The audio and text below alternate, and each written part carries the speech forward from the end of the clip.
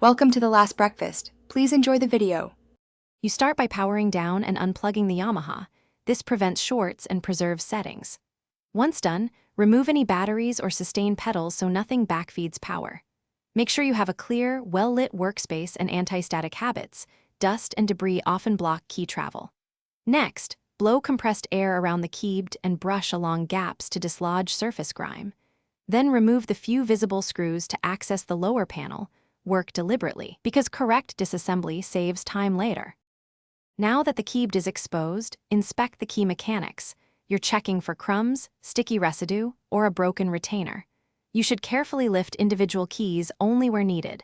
This reveals rubber contacts or sensors. Clean those contact areas with one swab dampened in 90% isopropyl. Don't soak electronics, because solvent removes oils that block conductivity. Reseat any ribbon cables and check clips for proper alignment. If a spring or guide is damaged, note its position so reassembly restores original geometry.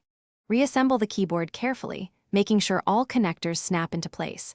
Then power up and play each key while watching for consistent response. If the problem persists, perform a factory reset per the manual and test via USB/MIDI to isolate hardware versus firmware. Once done, try a different power adapter or a simple MIDI controller to confirm the module's behavior. If multiple keys remain dead, document which keys and what you tried. Because that information speeds repair, contact authorized. Thanks for watching. If this was helpful, leave a like and consider subscribing. See you next time.